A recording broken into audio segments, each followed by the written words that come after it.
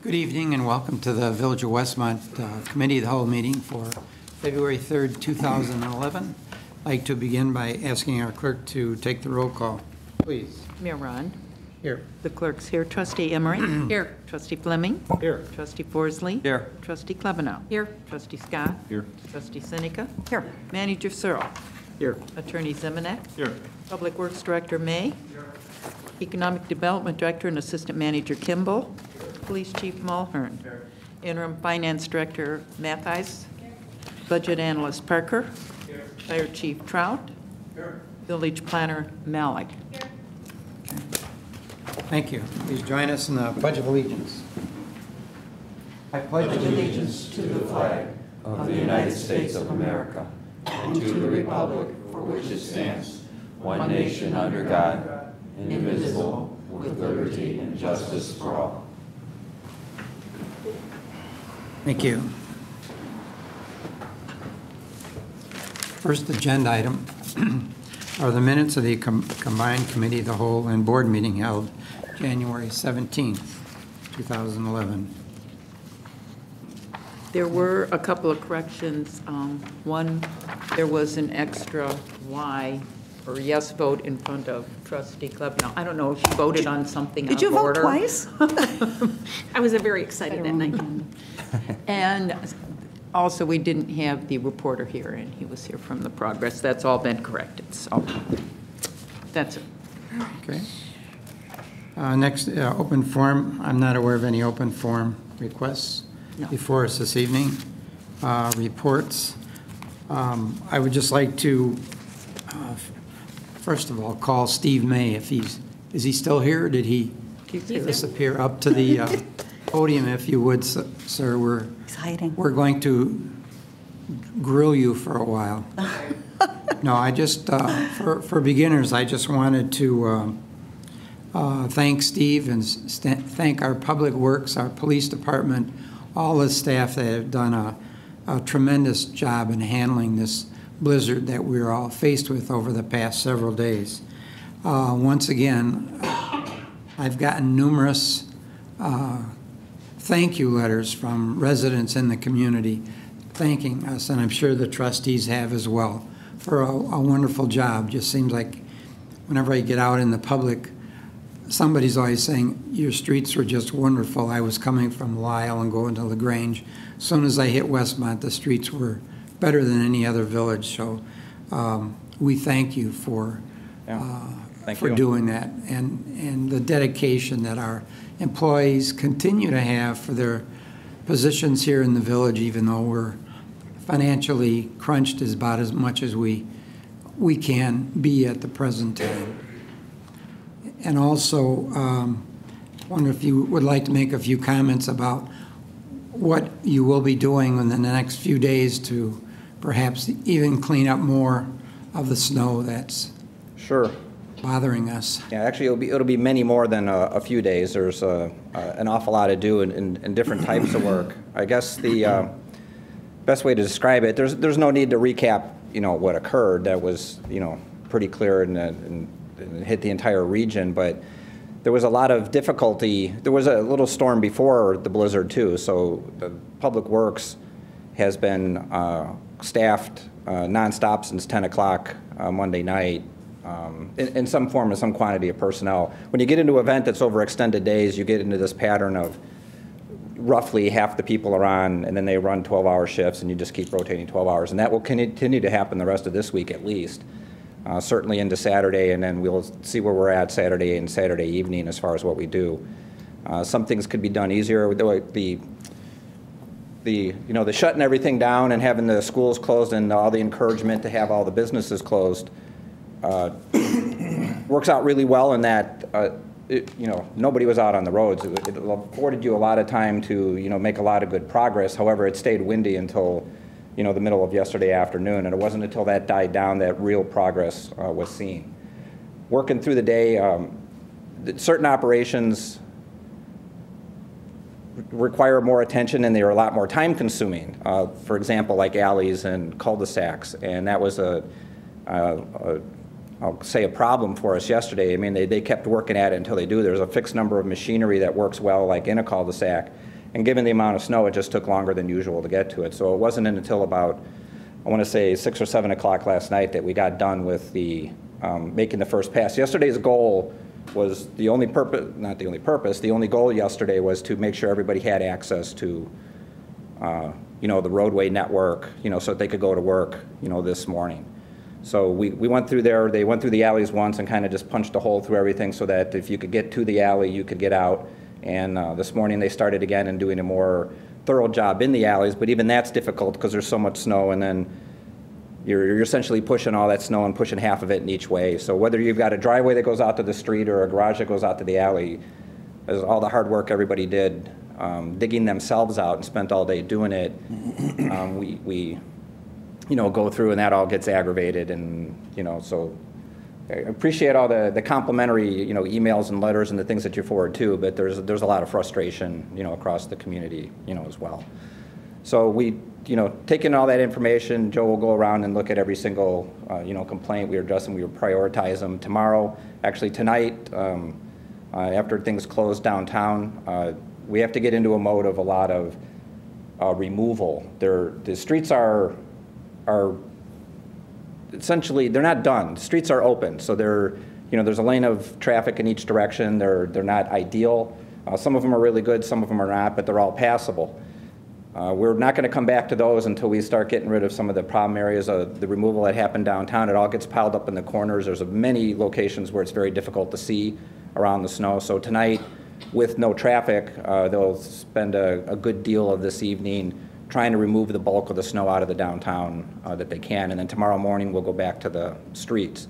We have a large snowblower type, appurtenance that we can put on the front of the end loader, so it's about 5 foot tall, and it's a big snow thrower is what it is. And we've been doing a lot of drift cutting. So we started on the south side today, and we're widening out the roads and getting to the curb. We can't push it back in the same way you would in a normal snow, because if we started pushing all the roads back up to the curb line now, we would collapse 100% of all the driveways that everybody works so hard, to get clear, not to mention mailboxes and things like that too. So it's not how we would normally do it. It's going to go a lot slower, but it'll be cleaner when we're done. So we'll be doing that for several days. And like I said, when we get into this weekend, we should be looking really good. And I hate to say it, but there's already forecast for more on Monday, and our goal is to beat that. So that's the plan. Any other comments from board members? No, just thank you very much. It was great to get your update that Ron forwarded to us. I had a call from a resident just asking a question about the alleys, and you had addressed that in your update, so I had the information right there to give him immediately, so that was and I said that we've done it. It in no way looks like a normal alley maintenance, but there's nothing really else that can be done in the alley without physically picking it up and removing it, and that would take a couple months to do if that, we were to take that approach anyway. So it'll be melting before we could ever get it all lifted out of there. So we're all struggling with the same problem. I think it's probably worthy to point out that DuPage County's been active over the last 48 hours in terms of running their Office of Emergency Management has had a series of conference telephone calls with all the municipalities across the county, briefing them, having representatives from the National Weather Service participating, telling us, what's going to happen in the next few hours. Our two chiefs and Public Works Director, they've, done a great job the last few days in terms of organizing and getting the staffing to be prepared to respond to this. Some communities activated their emergency operations center in order to respond to it, but we felt like we had things planned well enough that we didn't necessarily need to do that, and I think that the result bears that out. But I wanted to note that we are tracking our overtime and expenses, and we will be able to submit this through the county. That was one of the things that they talked about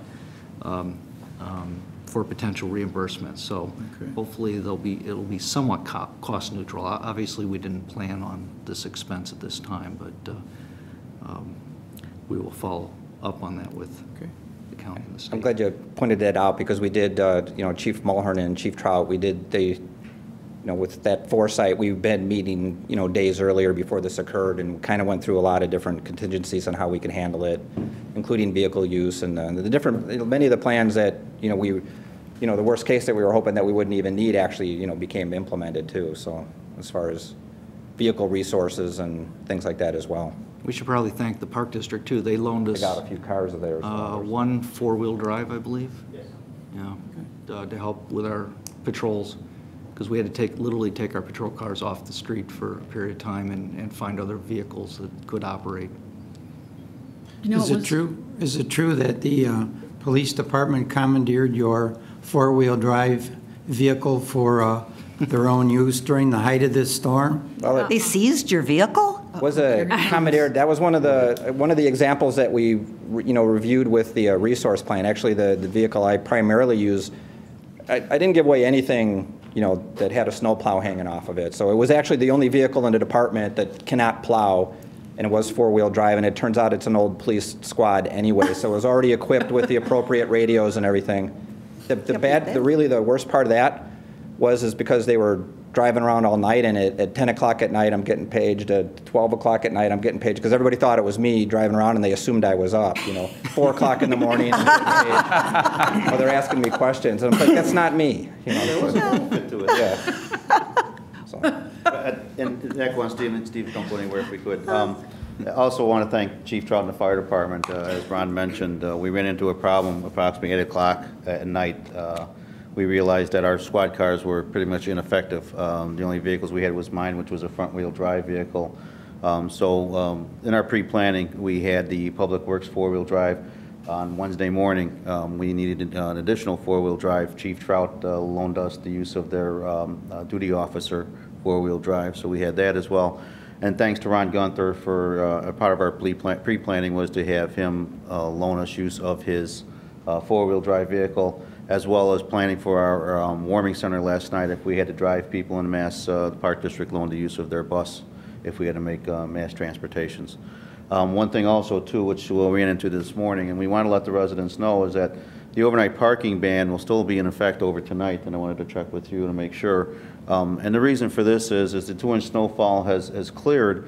However, vehicles parked on even our side streets at this point, in our commuter lots, or what we're experiencing problem last night near an apartment complex where the complex hasn't plowed their lot, the residents are just parking on the street, and that's not permitted because the street department's not finished with their snow plowing, snow clearing efforts. So we're going to go one more night with no overnight parking to allow the street department to make headway into this with the anticipated snowfall coming this weekend as well. That's one thing I want to let our residents know. A lot of residents received parking tickets last night, and we're very unhappy. Yet, a lot of other residents down were able to clear their driveways and their parking lots and get in. The one apartment complex that received the parking tickets right across the street, all the residents were in their lots because their lots were plowed. So, I just want to remind all the residents one more night of no overnight parking pending the snow removal. And again, thanks to Street Department, Fire Department, Park District, everybody. We did have to utilize snowmobiles. We had part of our plan was snowmobiles at approximately 1:30 in the morning on Tuesday night. Even the 4x4s were having a hard time getting through. Route 83 was impassable. So we authorized the use of the snowmobiles, and they checked Route 83. I believe they found one car that may have been occupied. Our concern was for the safety of everyone, making sure that no one was stranded in a vehicle. So thanks to Officer Kozelski and Officer Opel for the use of their snowmobiles, and they're going out and their snowmobile equipment, checking in and making sure everyone was safe. Chief, I was told that if cars are stranded on the road, and I saw a couple of them, that if the wiper blades are up, that means that somebody's been by to make sure there's no one in the car. It tells emergency vehicles that nobody's in the car. Is that true? It's up to each municipality. I saw that on Lakeshore Drive in the video, and I noticed that, and I was also thinking there's a way that we want to mark property that has been inspected and it's checked, and I was curious to see how they were going to do that. That's probably the most easiest way. It's up to each municipality. So to say that's a normal procedure, I couldn't say for sure. Because we saw a bunch in Westmont, so I was curious as to whether that was... Well, if you went by my driveway, you would have seen the windshield wiper because you don't want it to freeze, so the windshield as well. It's also a prank. A lot of people prank cars and do that. Yeah. However, what our officers did, we kept track of the cars, and unfortunately, too, we had to tow vehicles out of the main highways because it was hampering patrols. We did not tow from side streets because we left those for last. But main highways, Tuesday into Wednesday, we did have to unfortunately tow vehicles because they were left abandoned. One thing we saw is if you are in a vehicle, leave your inside that light on so people know that as well. You should carry a charged cell phone with you. And one thing which I advise and let the newspapers know, if you're going to be driving when you're not supposed to be under extreme conditions, but you have to, notify someone of where you're going and when you're leaving your house and what route you're taking, so that if you fail to get there, at least we have an idea, or the rescuers know which way to start looking for it. And that way, if you don't reach your destination, let someone know that you're coming or where you're going, and check in with them as well too, so that we know when to begin a search. Thank you. I see the shadow that my colleague here is with me. I'm here to support you, Tom. One thing I'd like to say is I'd like to thank the board for allowing us to purchase those 4 SUVs last year. I know there was some controversy on it. We were able to put ALS and paramedics in those squads. They went into areas where an ambulance or the engine couldn't go. They were able to bring the ALS equipment in, stabilize the victims, and then bring them out to the ambulance. And we did have quite a few ambulance calls during I was this time wondering about period that. too. So it all worked as according to plan. It worked good. We worked with the street department, police department. Everyone came together. EMA was a great team effort through the manager's office. Thank you, Ron. Well, they, Hinsdale Hospital, I knew we had done a good job here in Westmont, and Hinsdale Hospital actually ended up using armored vehicles to transport people and to bring the doctors in and out. And they told personnel at Hinsdale Hospital that Westmont was able to do what they needed to do, so they didn't have to come in with the armored vehicles. So that really brought it home that we were actually doing a superb job here in Westmont. So thanks to everybody that spent the night working on that. I think the other thing is we all heard how several employees who lived out of town actually made arrangements to stay in town, found people or places to stay, so they could be here working through the night or first thing in the morning, including our village manager.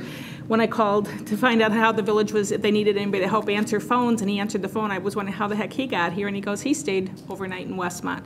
So I appreciate it. It's, between fire, police, street departments, and all the employees, including the village hall employees who went above and beyond to try to make sure that the village stayed, in work in effect. And I thank all the employees for doing that. And We did have a handful of employees here yesterday, and there were a lot of villages that closed their village halls, so we were able to at least be open. We didn't have much traffic, but a few phone calls. was that one of those days for catch-up days? Good project day, yeah. So thank you anyway to the. Okay, moving right along, I'd like to call Larry Forsberg up for a presentation on the 2010 Holidays Decorating Contest. Thank you, Mr. Mayor, village board members. Holidays ended at the end of December, but we still have one task left at hand, and that is to recognize the award winners for the 2010 Holidays Decorating Contest. And we have 3 winners to announce tonight. And Mayor Ryan, if you can kind of come up over here, we'll do we've got some plaques to present. We'll start off with Westmont Floral. We have a representative here. Hmm? Oh.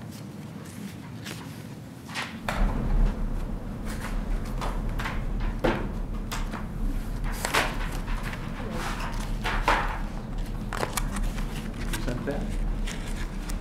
Thank you. Westmont, a progressive village.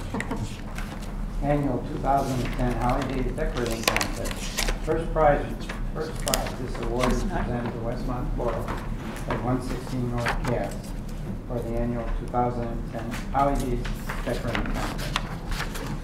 Our congratulations Thank to you very much. everyone that worked.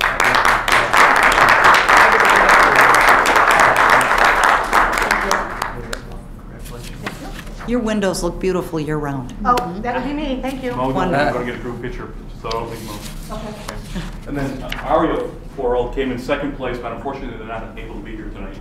And our third place is Cuts on Cass, so we have the owners from Cuts on Cass here with us. Yeah. Ah, Bob gets his haircut. Bob gets his haircut there. 2010 Pickering contest. Third prize to Cuts on Gas at 132 North Cass. Thank you very much, and congratulations.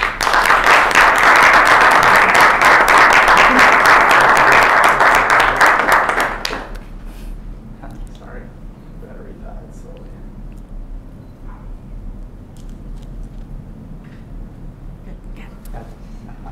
Thank you very much. For one group picture, and then and basically the businesses were judged on their creativity, the overall themes that they presented, and they did a great job. So congratulations. I'll jump in and say. Thanks. Okay, 1, 2, 3. Thank you. Thank you. Congratulations. Thank you. Thanks. Thank you. Ms. Mayor. Very nice. Take this out of your way. Thank you. Thanks.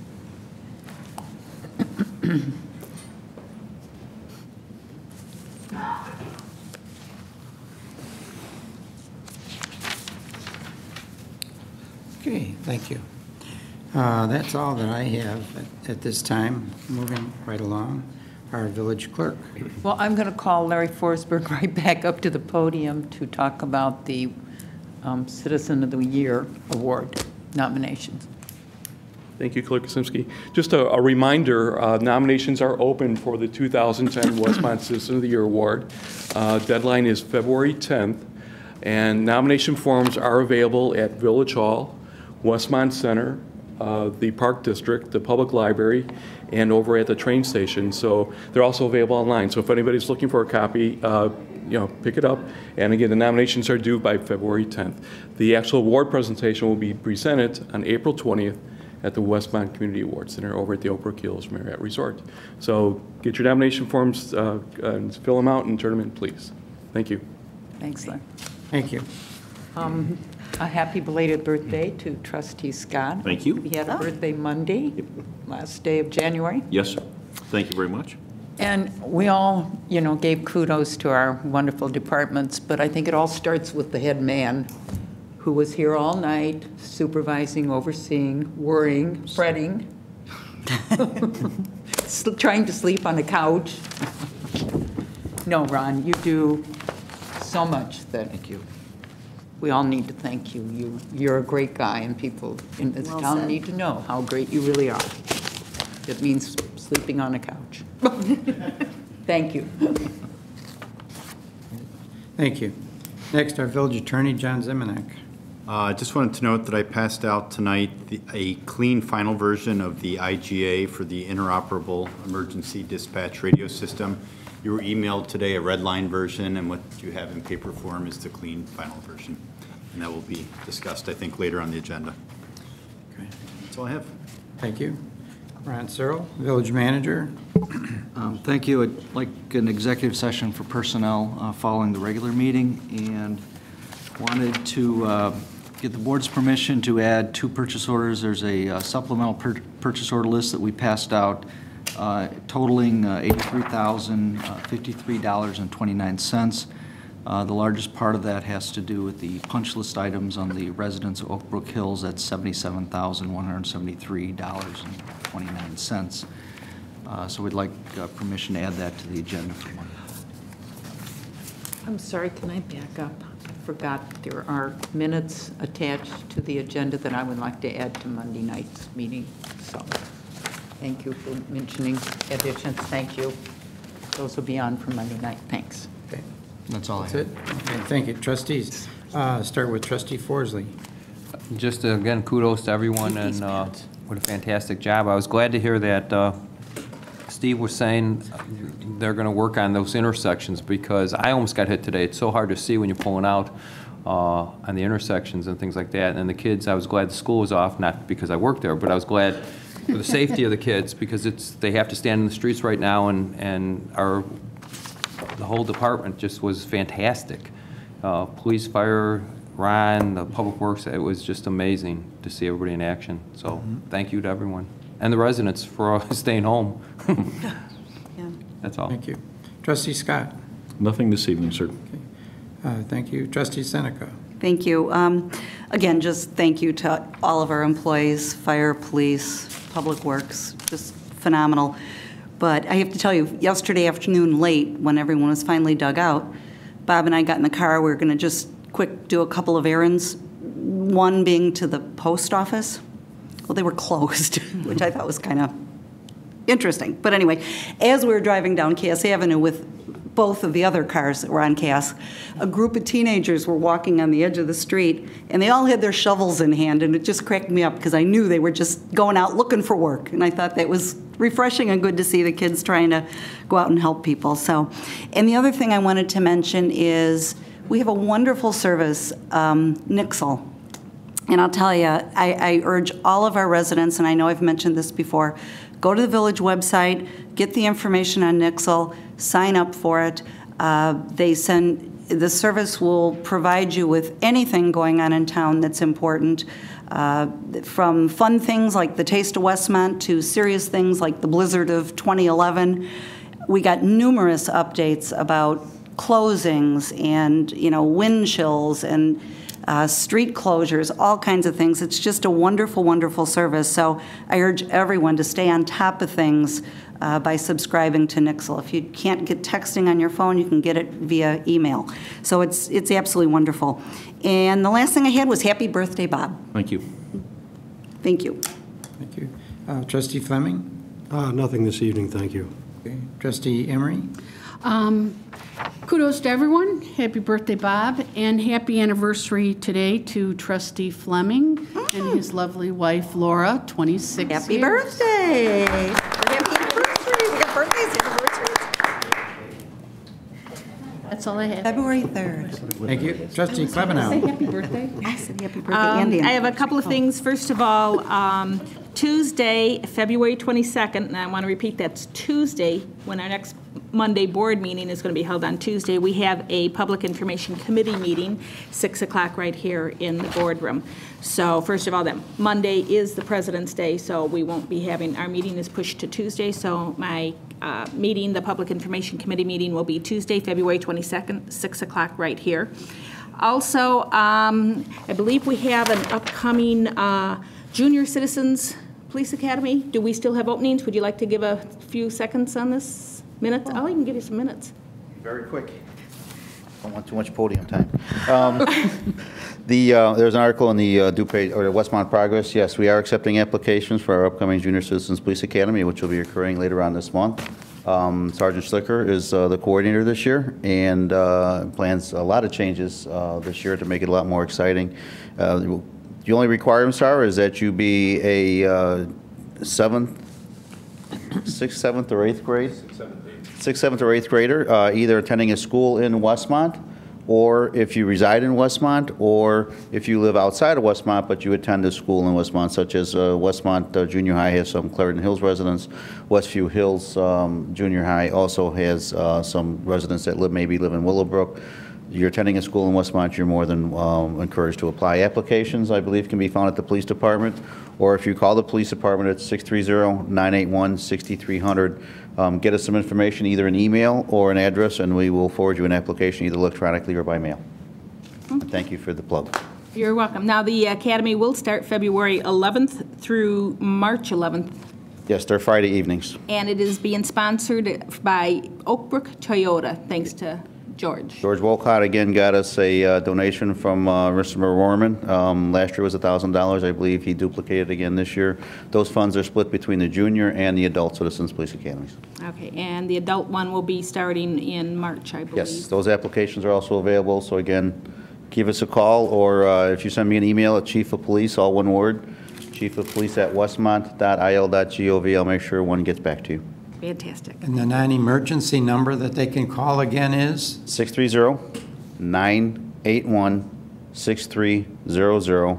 Okay. Or again, send me an email, Chief of Police, CHIEFOFPOLICE, all one word, no spaces, @westmont.il.gov, and I'll make sure one gets sent to you electronically.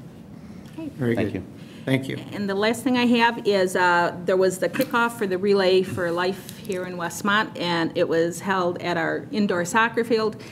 And Bob Scott and I attended, and we both were just astonished how well that building's doing and how packed those rooms where they had something going in every single one, and it's just really great to see them doing so well. And the relay had a nice kickoff, and I was just going to announce that they will have their team meetings at the Park District Community Center from 6:30 to 7:30. There's 3 of them, February 22nd of this month, March 29th, April 26th. Then there's planning meetings to follow, at 7:30, but all are welcome. So February 22nd at 6:30, you're welcome to go and for team meetings. And let's keep in mind our Relay for Life. So that's all I have. Thank you very much. Thank you. New business.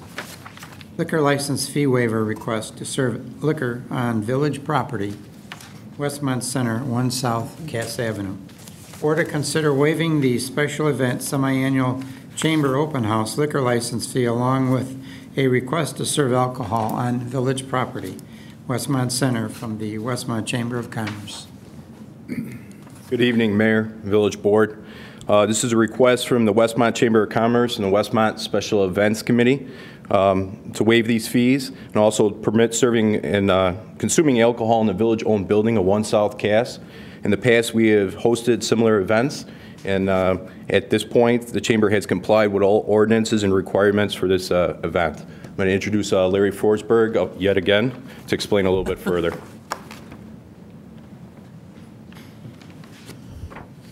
Thank you. This event in February and in September is a repeat of the open house we've done the last couple of years.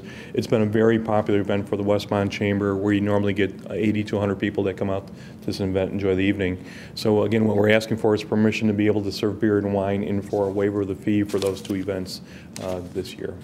And I'll be happy to answer any questions you might have about the event or. Thank you. I think everyone will agree, sitting up here, that you've done a great job with the chamber, and we do get a lot of positive comments about the work that you and your staff do in terms of working to help our chamber progress. And I hear those comments from not only people here in Westmont, but people outside of the village that belong to other chambers, but also come and want to belong to the Westmont Chamber as well. So, well, thank you. We're very blessed to things. have a very Thank active you. board and committees, and that makes a big difference. Thank you, Larry. Thank you. Any other questions or comments?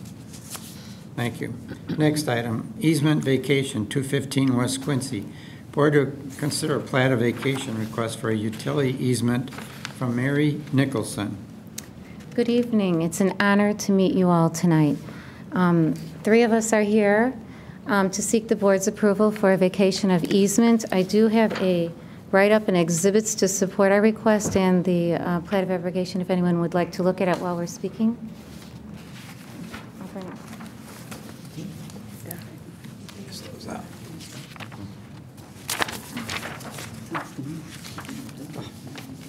There are 2 5. There's only 1 copy.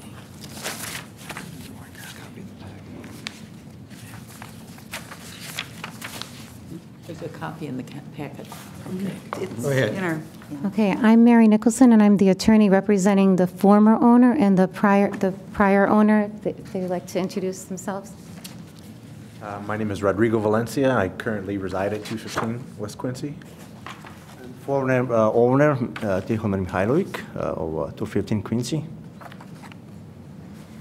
There are 2 5-foot easements located on the east and west sides of 215 West Quincy Street, and we're requesting the easements vacated as they're no longer necessary for the purpose for which they were originally implemented. The 2 5-foot easements were granted to Quincy Builders for a project that was proposed development of a duplex. However, the project was abandoned. The property has since been sold by Mr. Mihailovic to Mr. Valencia. At the closing, they did agree that they would take steps to vacate the easement since it was no longer necessary, and it also has a potential to interfere with the use and enjoyment of Mr. Valencia's use of the property. We have taken steps necessary to implement the plat of abrogation. We signed a project cancellation with Shannon Malik, and we also had the plat of abrogation approved by Kim Nickel, the village engineer. and it's been signed by all the requisite utilities companies, and we've paid the $250 plat recording fee. Okay, any questions from board members? They don't need the easements at all for, is there an easement at all on that property in the back? All the utilities companies I have contacted, and they all went out and checked the property. There is apparently some railroad tracks in the back, so if they need any use of the land, they can use the property back there. Also, they can also reconsider and request, but the easements were never originally requested by the public utilities companies in the first place. They were requested by Quincy Builders because the Village of Westmont had a requirement for the drainage and side yard utilities easement should the development be implemented, but it was not implemented. It was abandoned. The original structure is still on the lot right now.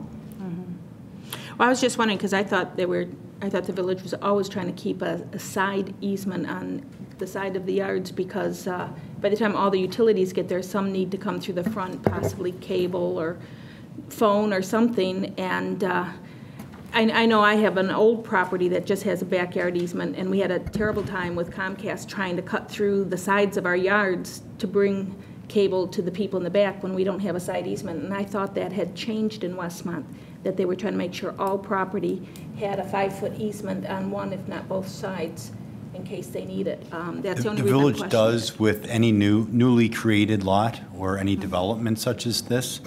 I think the problem, and I don't have a feeling one way or the other as to whether this is appropriate, but I think the problem the petitioner is facing is what? It's a single-family house in this property? Yes, and actually the 5-foot easements currently, the home encroaches a bit on the 5-foot easements because that was not the original.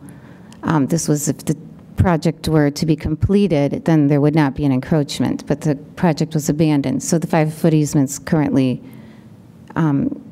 the home would have to be moved in order to keep the 5-foot easements in place. But there are ample easements for all the utilities companies that exist right now. It's just that these were enlarged to support a duplex project, which was abandoned.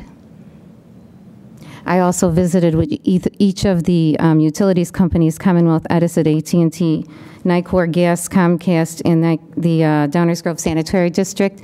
I discussed the easements. They sent their workers out there to evaluate, and they said that if they needed to use any of the area, there would be other areas they could implement their easements. But right now, they already have ample usage of the area. And they all did approve the plat of abrogation. They all signed it. And they evaluated it to the best of what they understood they needed. Shannon, did you? I just wanted to add that if in the future another development opportunity were to come before the board at this particular location, the easements would be requested at that time, that this is simply a request to return things to the previous condition before the 2007 approval. And I think that the petitioner and John have done a good job of explaining the information, and that the utilities have all agreed in the meantime. Okay. Any further questions? You'll be on the agenda for a vote next week. Thank you. Thank you all very much.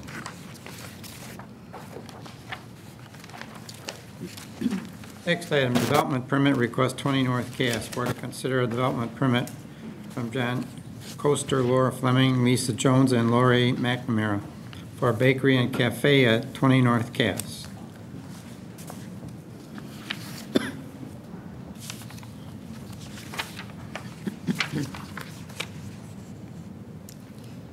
Good evening, Mayor.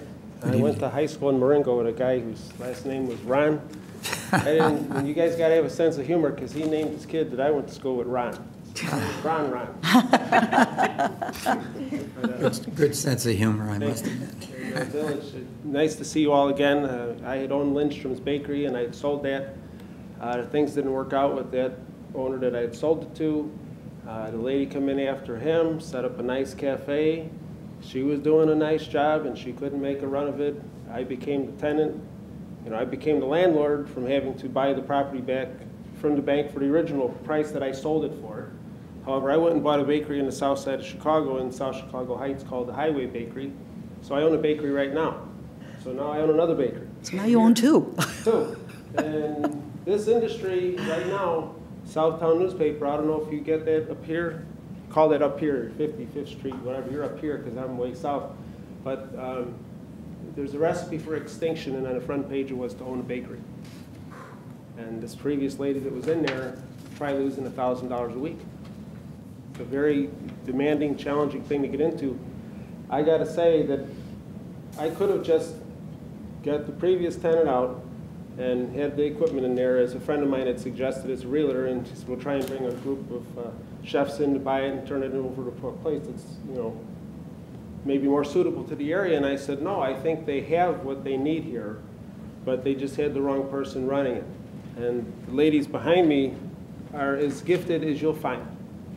I don't care, downtown, Chicago, north side of the city, suburbs, south side.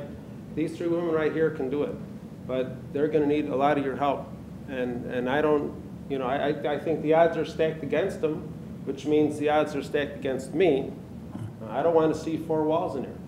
And I had to talk to Terry, the previous tenant, and say, look, don't gut it. Just work this out, leave it as it is.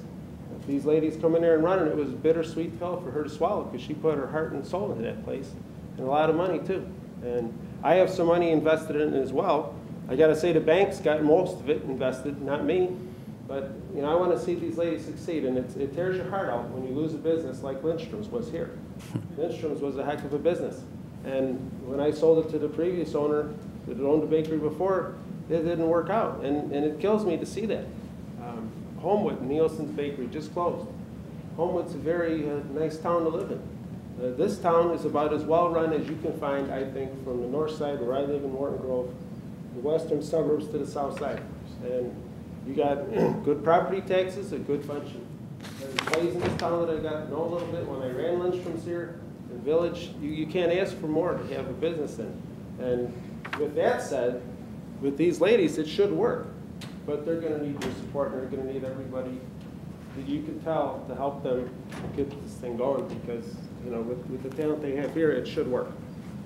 So I hope it does for everybody's sake. Okay. It's been a great neighborhood stop. It's been very much an asset to the downtown. So am I understanding that you actually will own the business and they will manage it for you on your behalf?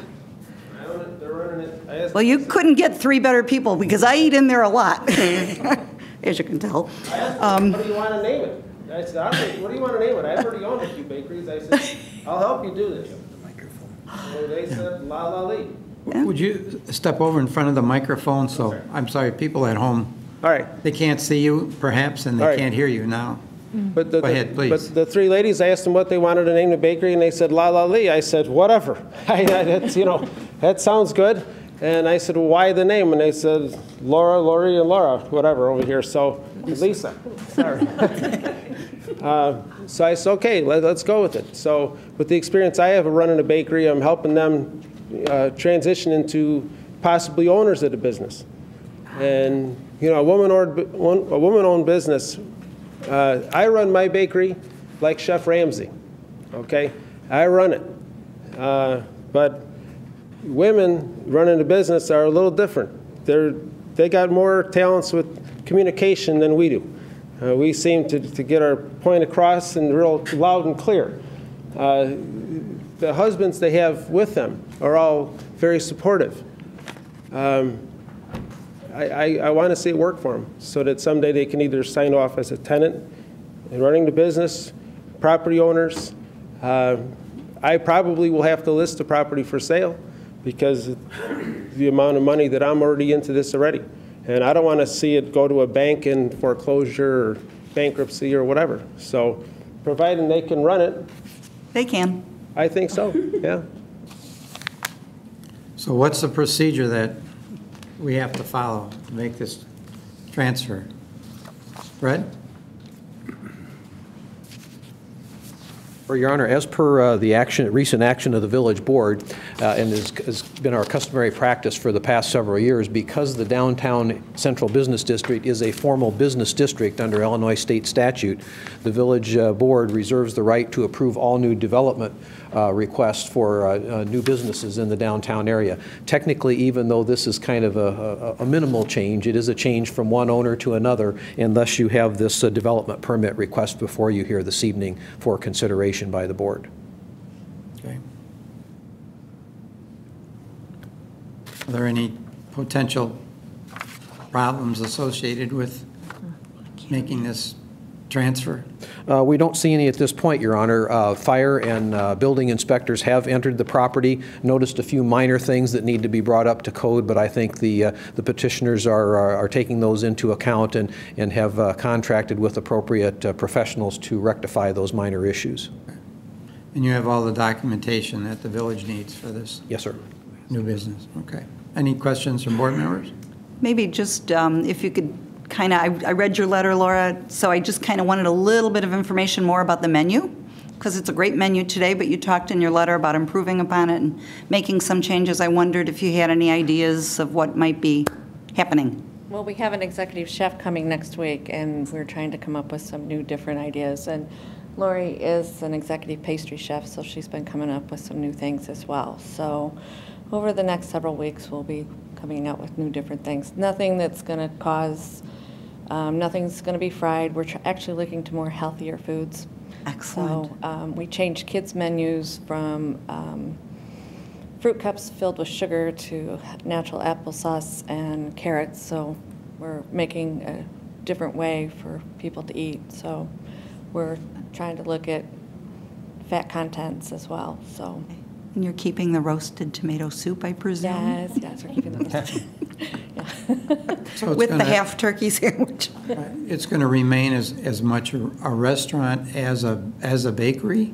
Well, we have, we've grown more in the bakery, where before we had the ice cream shop, we had to move the bakery over to the ice cream side. Okay. Because we've gotten enough business, we've landed some commercial accounts, and we're getting known for our wedding cakes. And so business has improved quite a bit. So you've been able to maintain the business pretty much that was there? Yeah. Okay. I would say so. Very good. Plus expand it with Trying all the brain power between the three of you. Yeah. Okay.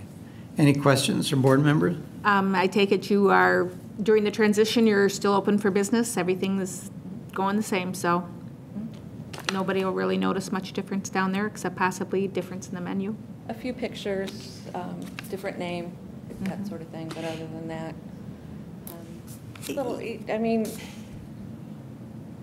a different twist to the menu, that kind of thing. So when they come in, they'll see something new on the menu board.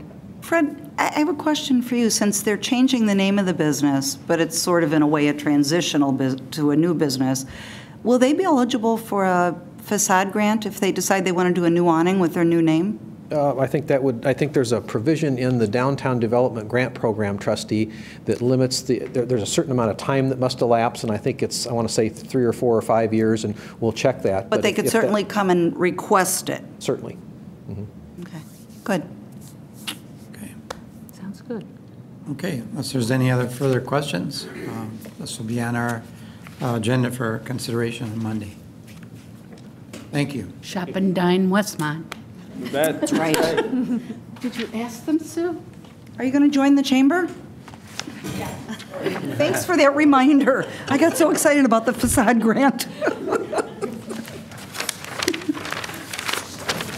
Just exactly what kind of pastries are your specialty? Wedding cake. Up by the podium, please. Come on. Just a little free advertising so that our residents know what to look forward to, and pastries. Well, everything from particularly. scratch, but I might put a few French items, like French macaroons, but always home-baked, you know.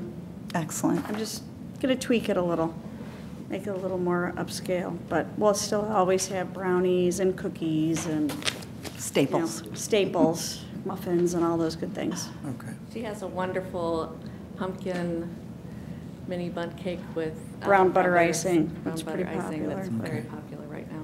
So I love to try different things and seasonal, what's fresh, what's with the season, so. Valentine's is coming. You got anything special out there?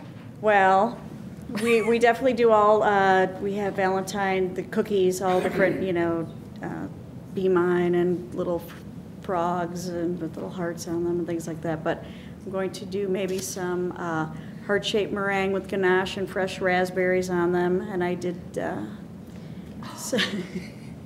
some special cupcakes, chocolate with marshmallow cream filling and chocolate ganache and heart-shaped sprinkles. So we definitely have Valentine-themed things. So if you need Valentine desserts, come on over. Okay, just don't let us come in more than once a week. Okay. Try working there. Thank you. Thank you. Moving right along. Next item, zoning code text amendment. Board to consider an ordinance approving amendments to section 10.06K of the Westmont zoning code to add parking requirements for nails salons. Thank you, Your Honor. The board will recall back in December, Keisha Knight appearing before you to discuss her special use permit and parking variance request in order to operate a nail salon at, I believe it's 23 South Cass.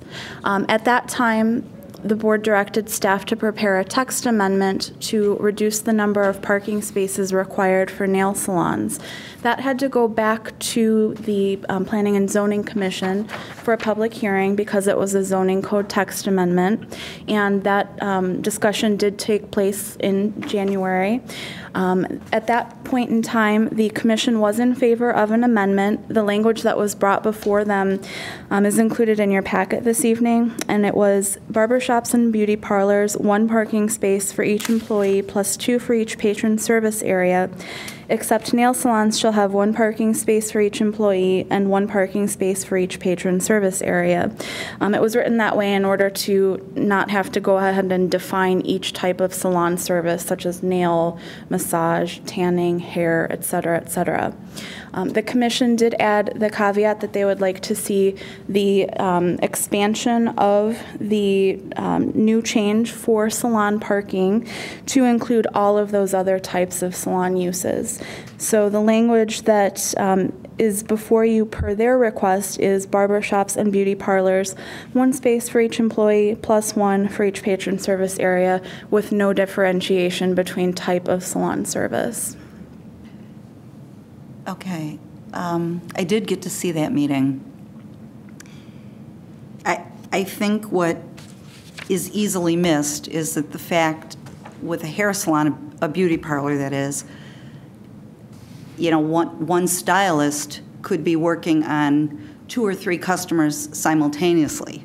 Certainly. You've got color on one, you've got one, sitting under the dryer, with their foils on, and you're cutting somebody. Whereas in a barbershop, that's not the case. It's, one person, maybe somebody walks in early before their appointment. Same with the nail salon. They can only do 1 person at a time. But beauty salons, and we all had a lot of discussion about this, they do more than 1 thing at a time. So I don't know that a beauty parlor or beauty salon would fit in that whole thing. Just my 2 cents. There were no females, as you may note, on the Westmont Planning. I know. I almost came down. I was watching it, and I was like, maybe I should just go down there as a resident. And distinct disadvantage, and I don't think Shannon wanted to advocate one way or the other. Yeah. And none of the guys had the manicure thing going because we looked at the. I agree to a point, except that they could, usually with the pedicures, they have somebody soaking, so they could be doing a nail while somebody's soaking. That's the only thing, is there's a possibility they could have 2 patrons, one person doing 2 patrons. But it's, I don't know how busy they are. Most of the salons that we have in town, even though we have a lot of them, are actually pretty tiny. We don't have a Tricosi's where he's, got this whole lots of stable people going through. on and all that. But and the beauty salons that have them, they're moving people because they're bigger and all that. I agree with what you said, 100%. Any other questions? Thank you. So to clarify, you like the language as written, as was distributed, which is leave the beauty salon language as is and make an exception just for nail salons. Just for nail salons. Good salons. Consensus of the rest of the board? You have to leave it to the experts, I guess. And barbershop, probably. Let's get this nailed down one way or the other. Oh, okay? that was just bad. Any other questions? No. Thank you. Next item, variance request, 900 Oakmont Lane. Or to consider the following requests from AT&T to permit more than 3 antennas on a structure.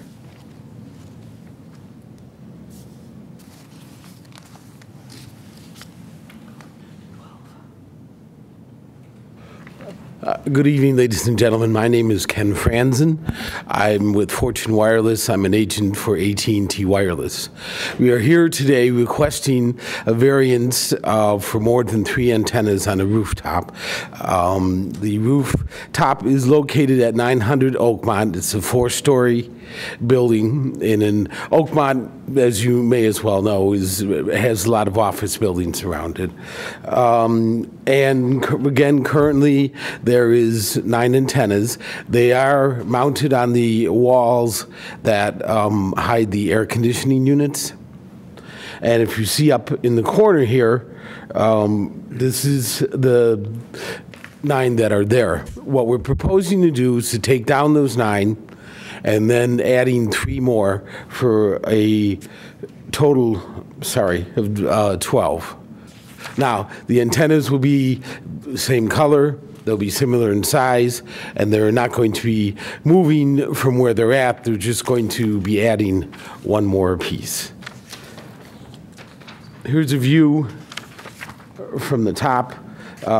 These 3 here are the walls that hide the air conditioning units, and there's where they're going to be, they're going to be staying. The only thing is they'll just be adding 1 more each. So this had gone through a public hearing in January. It was unopposed, and the vote was, sorry, I have a hard time with this word. Everybody voted yes. I really have a hard time with that word. Okay.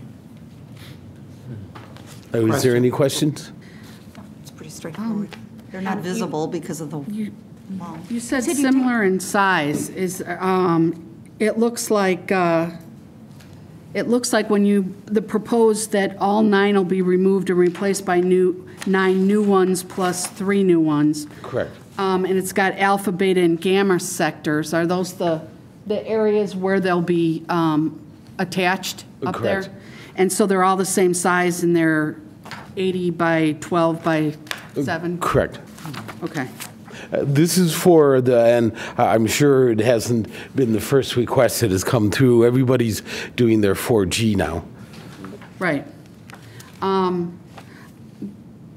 Just for due diligence and because I never was a math major and when I'm looking at all your calculations, when you say similar in size, what's the height of the ones that the 9 that are coming out and the height going in is 80.7 inches, but what's the height of the ones coming out? The ones coming out, I believe, are 78 inches. Okay, so similar of Right. about just under 3 inches. Right. Okay. You won't be able. Kind of has different connotations. Yeah, well, but yeah, it's not 4 feet by any means. Okay. And especially from the ground, you won't be able to tell Okay. the difference in them. That works. All right. Very good. Sounds good. Any other questions or comments? Okay, hearing no further comments. That will be on our agenda for consideration on Monday. Okay, thank you all very much. Interoperable Emergency Radio Project. Board to consider an intergovernmental agreement IGA with DuPage County to provide a county-wide interoperable emergency dispatch radio system. This particular item was back on the board's agenda back in September, I believe, originally. We were originally given a deadline by the DuPage County Emergency Services Telephone Board that municipalities across country had to act, or across the county had to act on this intergovernmental agreement by, originally it was the end of September. There was discussion amongst some municipalities and some concerns about the language in the IGA, so we got an extension on the deadline. The most recent deadline they gave us was the end of January. Now, a number of municipalities have already reviewed the agreement and have acted on it. A large group of them through the DUCOM agency, the Consolidated Dispatching Agency in the northern part of the county, has already agreed to the terms of the agreement.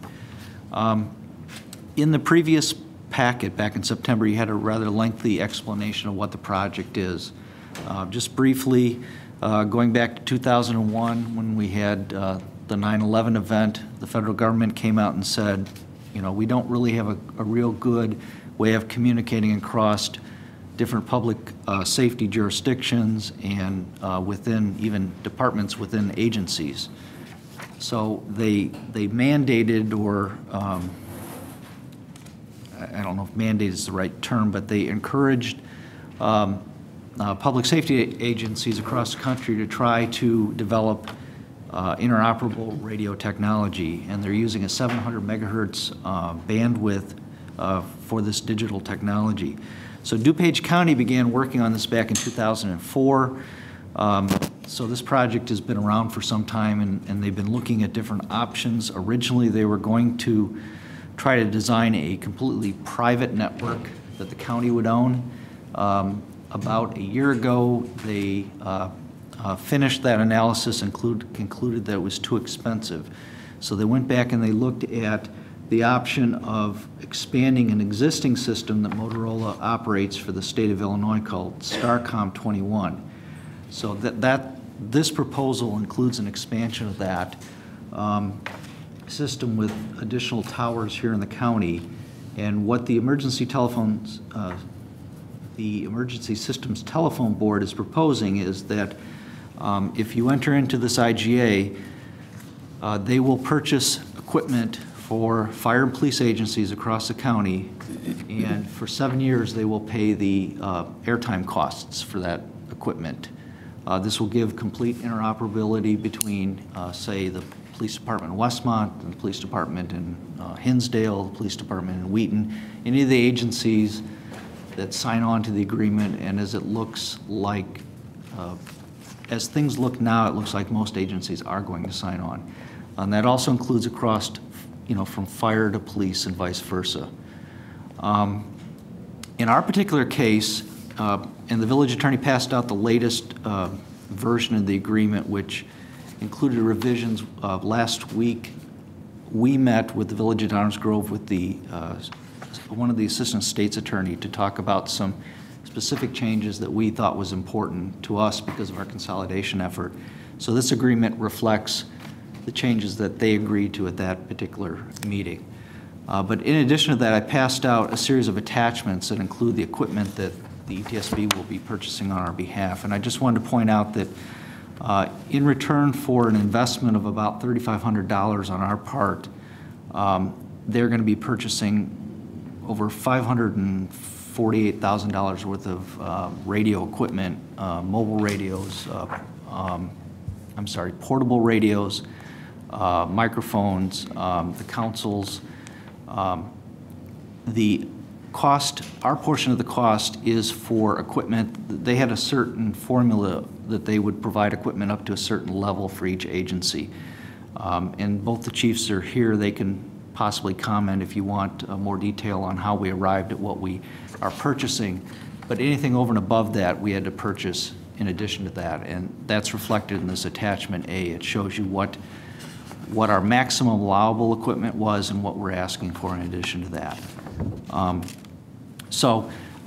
In conclusion, we have asked for an extension crew are meeting on Monday in order to consider this IGA.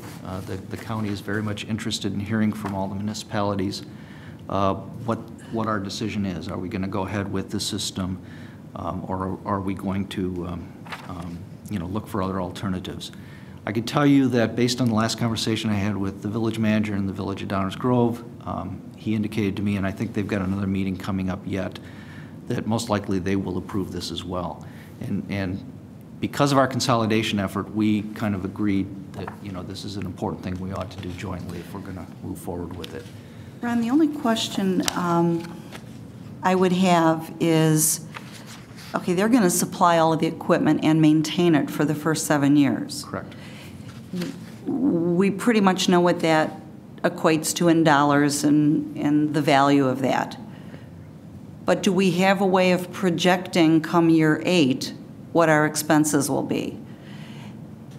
I think that's something that really needs to be considered, because we just don't know where the economy is going to be or where our revenues are going to be.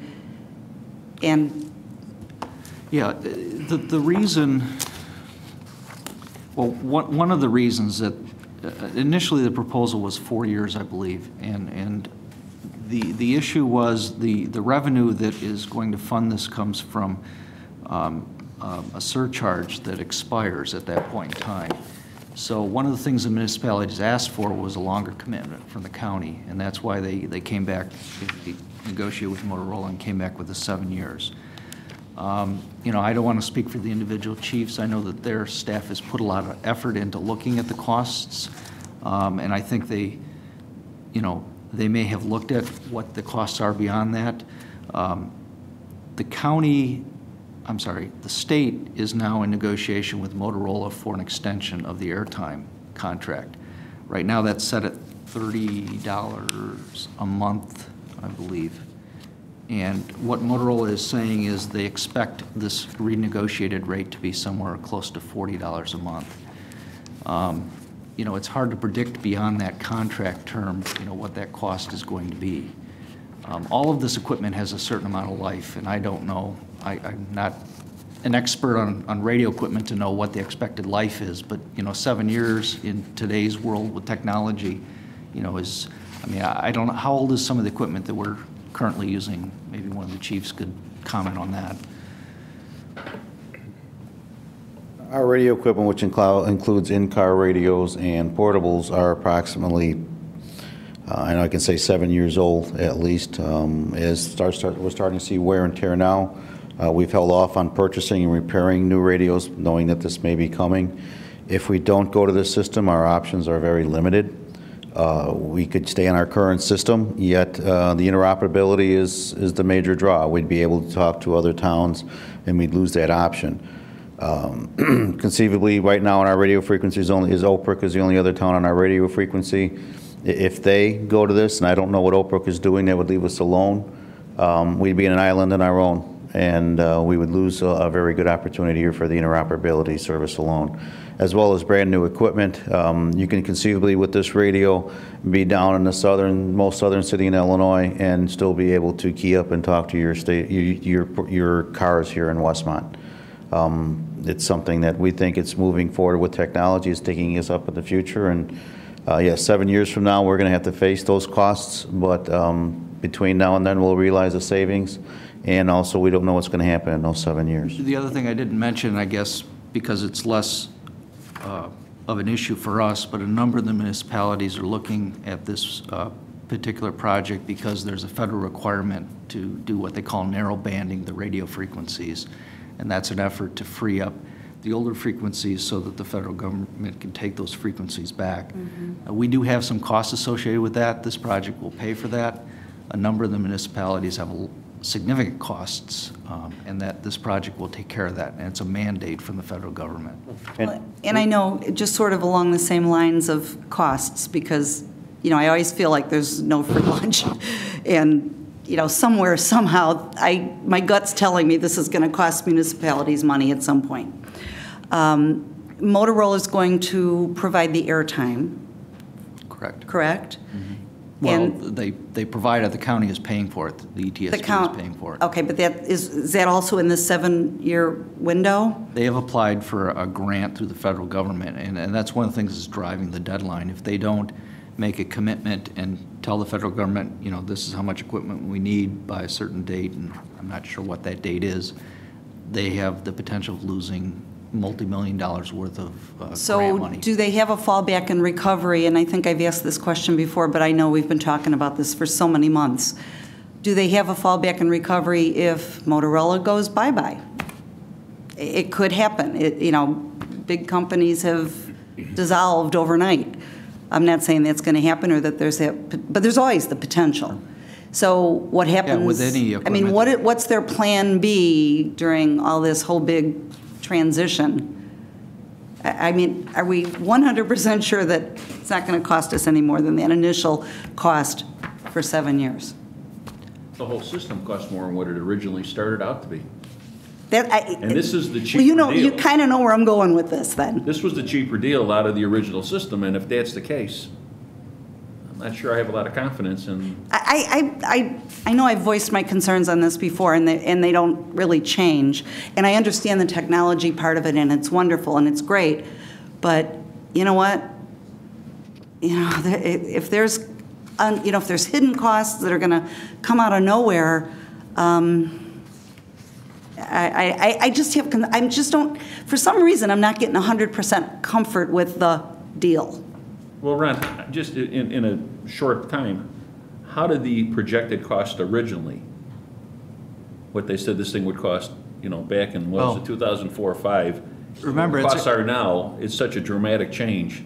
Yeah, I wasn't involved that much with the project to begin with, so I don't remember the original numbers, but when they designed the private system, it was multiples in terms of millions of dollars over what they had originally budgeted. And they came back with this option, which was much more reasonable. Is there any guarantee that, you know, the vendor, I mean, they could select a different vendor and that potential would be there as well. You know, I think from the municipality's perspective, we've done what we can do, and you know, I'll defer to the village attorney's opinion on the legal language in the agreement, but we've done what we could do to try to protect ourselves legally in terms of any costs during the term of this agreement. Can we exit this agreement at any time? Not within the first 7 years. After 7 years, you can terminate, but there are costs to the village for terminating. The question, I guess, that I have, because I don't know the answer, is what happens if we were to terminate? You know, do we know what alternatives there are? If I could, and Ron mentioned the narrow banding. We still intend to narrow band our equipment. We've done a survey. Yeah, we have to, but we also, our equipment is still new enough that it is narrow band capable. There'll be a cost, but it's not a cost as if we had to go buy all new equipment. Some agencies, their equipment's so old they can't narrow band it. We intend to keep our current radio frequencies with the repeaters and everything up right now as a backup system. There's going to be a transition time here, and prudently we just had experience today. Our repeater system went down today without our backups. We would have been effectively without communication.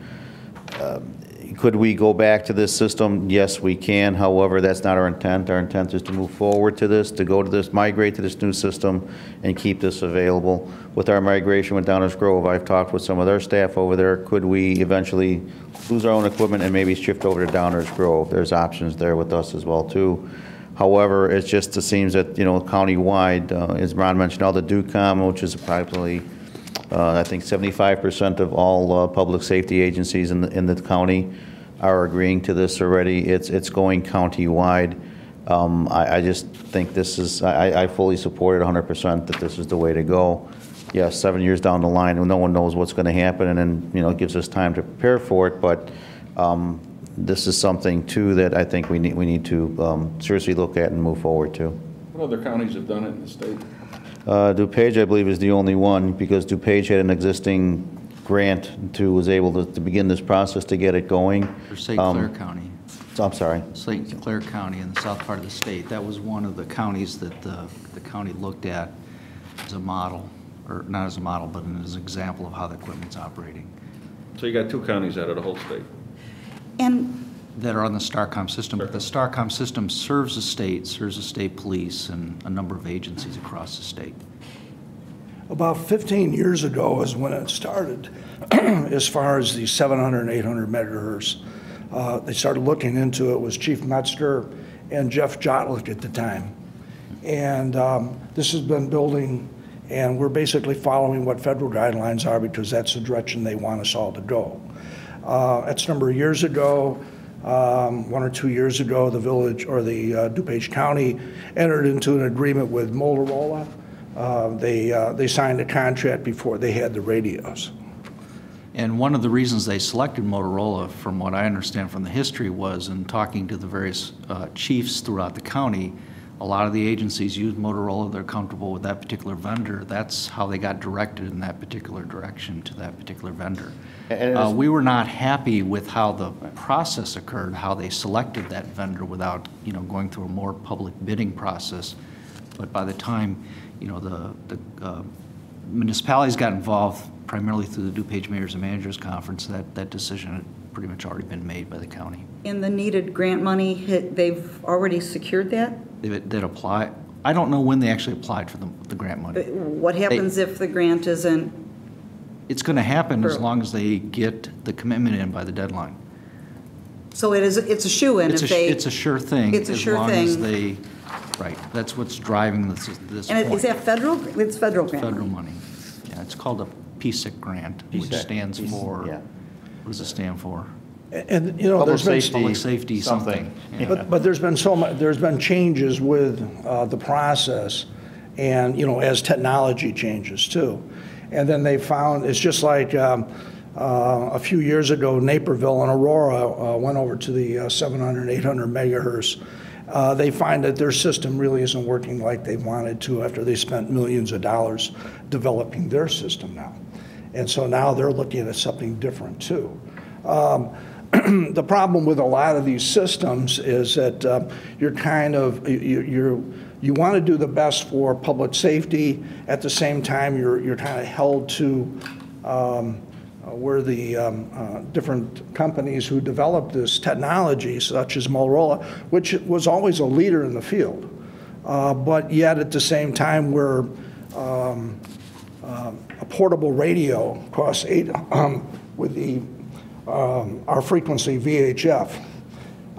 You drop a portable radio in the water, it falls off an engine, whatever it may be, it's an $800 expenditure. Now it's over $5,000 for that portable, which, it's a large cost now to the citizens, and which has always bothered me.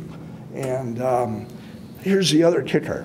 We have to still maintain the old system because what they have developed does not necessarily work for the fire, for what we need to transmit for our radios, for our paging systems, for when we send firefighters in, their alarm activation devices. So while we're stepping into the future with this new technology, we still have to keep the other foot in reality because it still takes and supports the old system, which works just fine. Okay? And if I could also mention, too, that there was extensive testing involving both police and fire departments throughout DuPage County. Our village manager was a chairman of a subcommittee or of a subgroup, the Radio User Committee. This was tested by almost every police department, and I believe almost every fire department in DuPage. Fire departments have signed off that this radio system is acceptable and is acceptable for their use. There was a lot of testing for in-building coverage. One of the benefits for this right now is that our in-building coverage will actually be increased over our existing system. So when you say we have an existing system for both police and fire, this will actually be improved. It will also improve officer and firefighter safety. Right now, my awesome officers can go into an apartment complex, or they actually to junior high or even the basement of Mays Lake, and they may not be able to get out. We took these radios to areas where we know were known communication problems and was actually 100% effective. In other words, the officers were able to get out and talk effectively. And I know the fire department also had systems with that. I know part of the subcommittee is that this system was not going to go forward unless both police and fire chiefs from DuPage County through their committee approved it, and I believe it was approved. I mean, to say that yes, the old system is there, Yes, but this is, again, improves the officers' communication and the firefighters' communications and safety. As far as dropping a piece of a $5,000 piece of equipment, yes, it happens now. We take every steps, to prevent that from happening with the proper belt and the proper equipment, proper training. That should not happen. Could it happen? Yes, accidents do happen. I'm not going to say it's not going to, but I believe those would be limited. Those would be the exception, not the rule. The thing that stimulated all this was 9/11. Yeah, but I guess my question, this whole thing is, we're now talking DuPage County and LeClaire down in southern Illinois. Or St. Clair, how do we even know, or has our elected county officials done any checking with any other surrounding counties as to what they might be doing? I mean, as to how they're moving towards this, and what their estimated time of implementing these things? I know that parts of the city is covered, and as the system is designed for interoperability within the county. So not necessarily. It is STARCOM 21 is a statewide radio network. Right now, for mutual aid within the state police, we've had STARCOM radios for years, given to us by ILEAS, Illinois Alarm Systems Board, which is our police department mutual aid system. Those are for events of natural disaster. We have 3 radios, one in 1888. The sergeants of equipment, we have one portable, and we also one in the police station. STARCOM is an existing system, has been up and running. State police have been on it for years. And talking with state police directors in the area, or state police commanders in the area, they like it, it's working. Okay, does it tend to go down? But Motorola tells us, yes, the equipment breaks. Ours broke today. I can say probably within the last 3 years, we've had no radio problems. We had one today. It's going to happen, but there are backups in place. The system is redundant. The state police like it. They use it. Their officers had no communication problems. In DuPage, and part of this with this system is made it actually better. They bolstered it because of the fire department's concerns for in-building coverage, police departments. They actually put up more repeater sites than what's currently in existence. Our closest repeater site right now is the state police headquarters on Ogden Avenue. We're very close to these repeaters. Again, our in-building coverage actually improves and is better. This has been approved and endorsed by the DuPage County Fire Chiefs Association also. And so, we are getting everybody on board. Nothing in the world is perfect. We see and we hear about different systems that have crashed out of in the state of New York. One of the counties there put millions and millions of dollars into one of these systems, and they just pulled the plug and said it just doesn't work. And then you start hearing these type of stories throughout the United States, and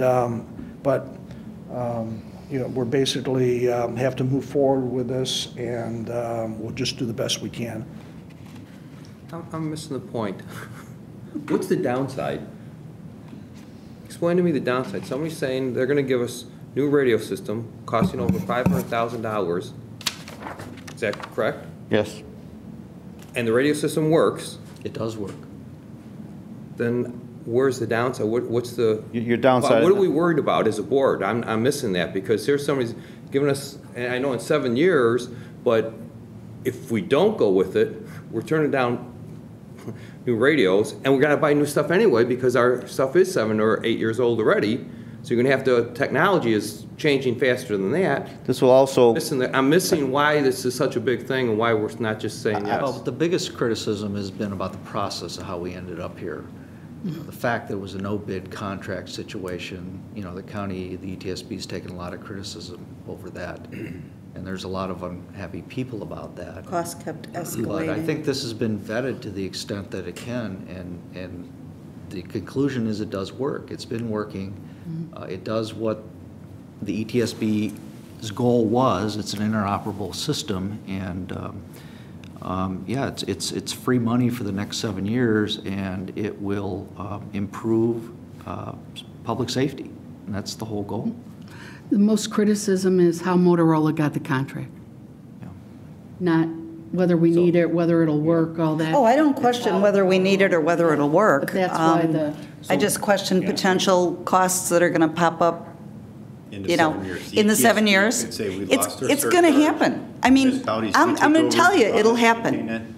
it. You know, Well, anything the with. original costs have gone up, what, 5%, five times? They've already gone up. What Some, they you know, estimated year originally, they 4, thought it I was can gonna hear be- them say, you know, we just can't afford to do this anymore. It's going to now cost you X.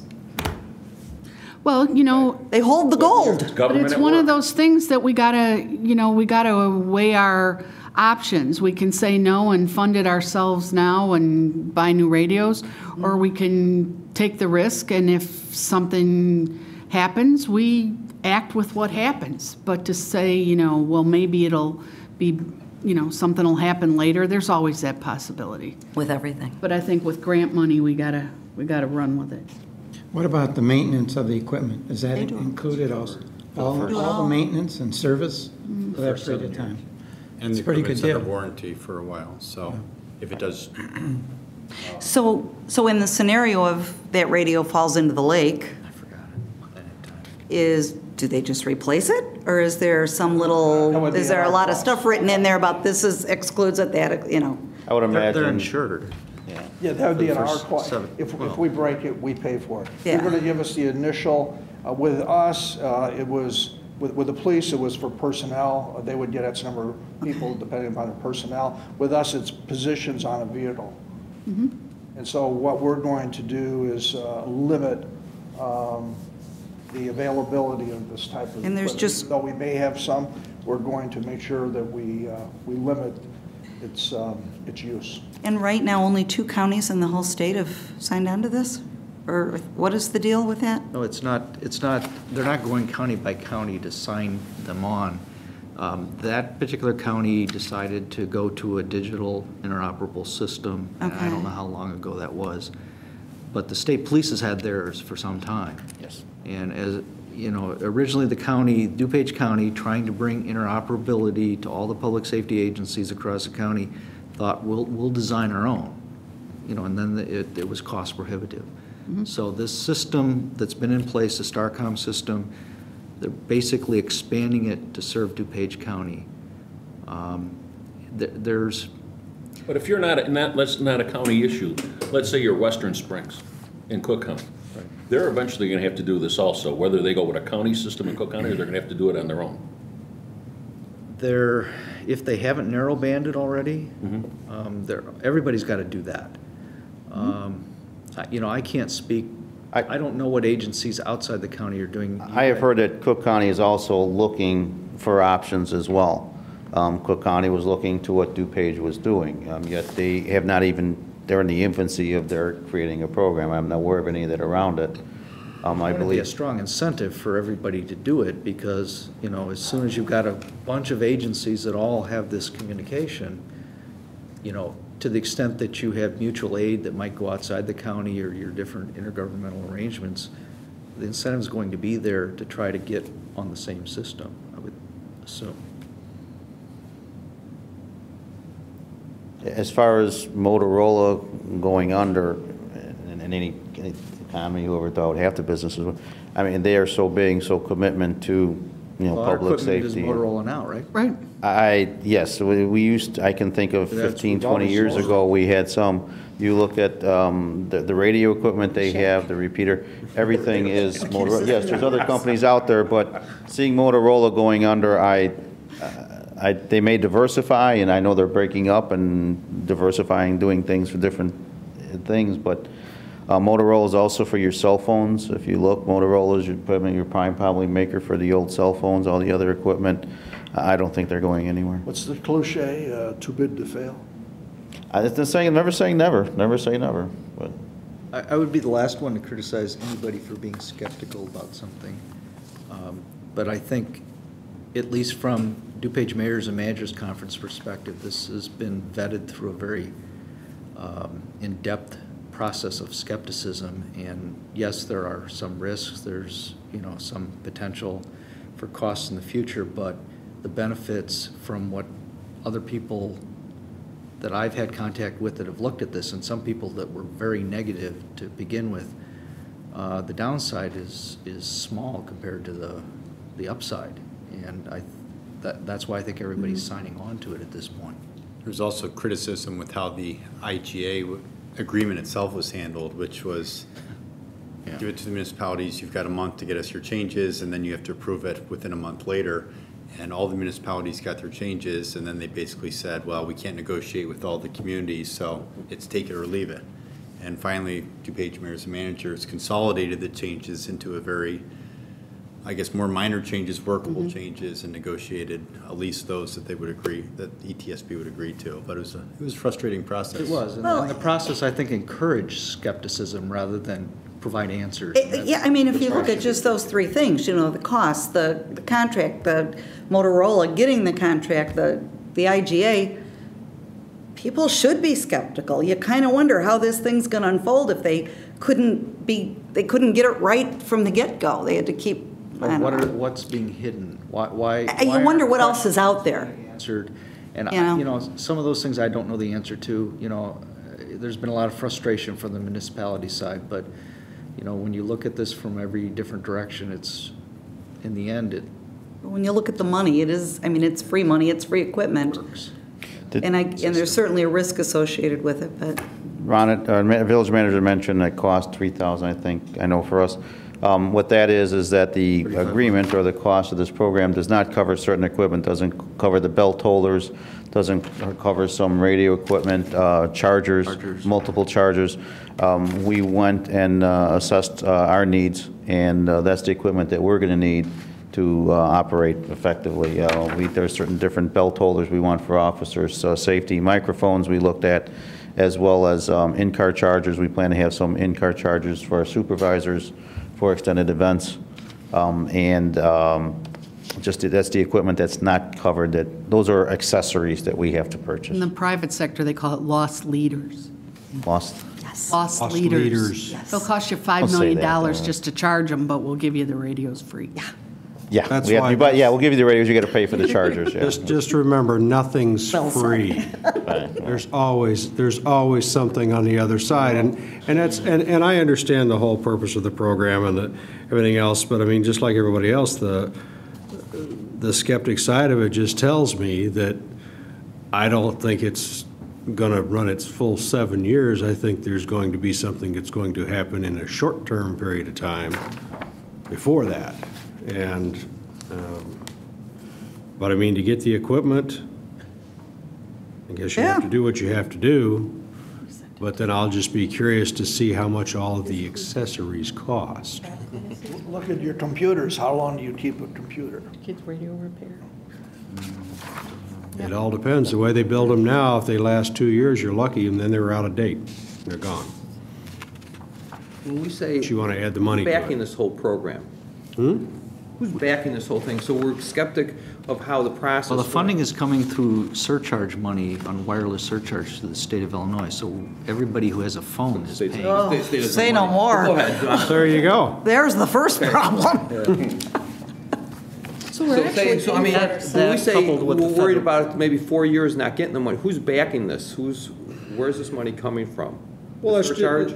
Yeah, it's the surcharge, but the question will come to play. Who's to say that in 2 years or 3 years, they decide to take that surcharge and say, well, that program, you know what, we need it more over here, which we've already seen. The contract, isn't that what we're signing? They'll just increase the surcharge. The surcharge is, implemented by the state pursuant to state statute, but it's set to expire in, I think it's 4 years. Okay. So the legislature would need to renew that surcharge. If they find it's no longer necessary or useful, they could eliminate it, in which case the ETSB is going to come to all the municipalities and say, we lost our surcharge, you now need to fund the continued operation. They could potentially do that, or the legislators could say, okay, we're going to continue the surcharge because it's working great, and yada, yada, yada. Okay, so that makes more sense. Why? Yeah, we're putting a lot of confidence in it. So we at least might get 4 years out of it? We already have, though, too. I mean, they've bought all of our consoles, all of our dispatch equipment. I mean, we're already committed in some ways to the system. Right. All the 911 service, phone lines, equipment, all comes from the ETSB, from the surcharge money. We've benefited from them forever, ever since their existence. Since they got created. Right. I guess I'd have a lot more confidence if the state wasn't involved with it. How much we can do. I know. As they say, it is what it is. More confidence in them these days. But I think Thank you it's for a miracle explaining. just listening to Tom that they've reached the point that they're at now in agreement. I mean, they've been battling on this for so long that it's been ridiculous. I mean, at least they finally come to the point where they can move forward, as we indicated, not a perfect system, but As the manager better indicated, than what was there previously. the project almost died approximately a year and a half ago when they realized that the dream and the funding and everything they had so far was unattainable because of the cost. If DuPage or DTSB would have created their own independent system, which was originally the plan since 2004 on up, was just cost prohibitive, millions of dollars compared to what this is. They looked into this, they found an existing system that works, an existing system that's viable, and that's the Starcom system, and that's how this came to be.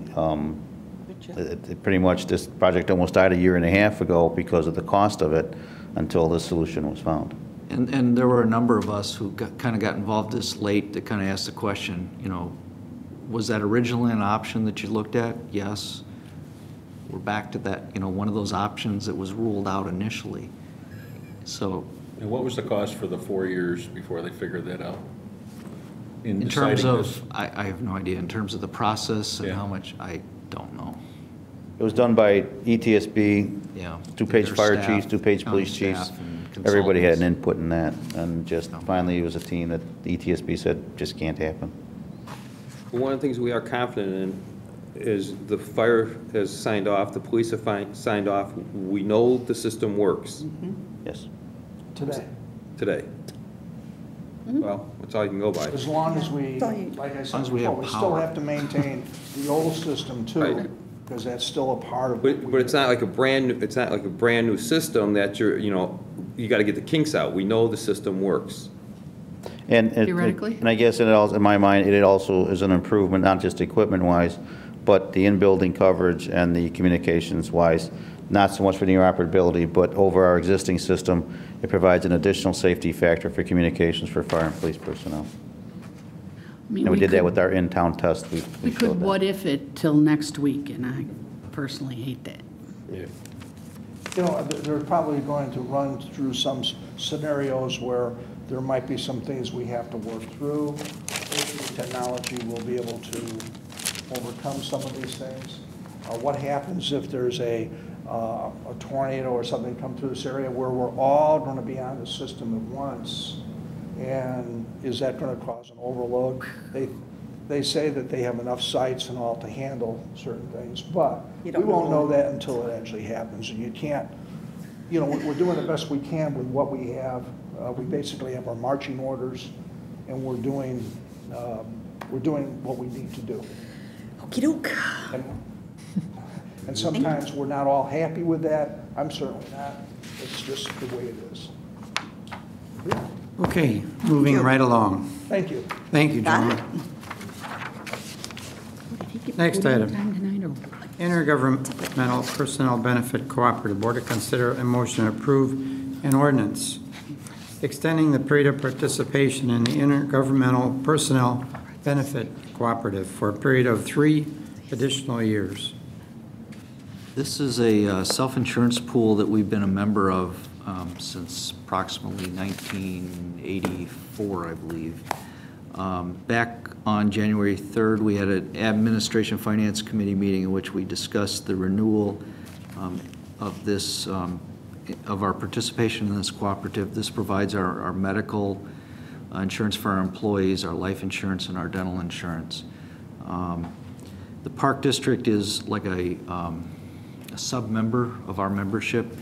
The Administration Finance Committee heard from the Park District Director. They became a sub-member approximately 3 or 4 years ago. Prior to that, they were bidding out their own medical and dental insurance pretty much on an annual basis because they were such a small entity. They were finding that because of experience, they were either being dropped or the costs were increased so much that they would have to go out to bid and again find a new vendor.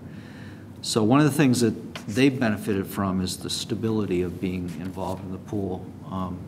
And that's something that we've seen, you know, over the years that we've been there, a participant in the pool.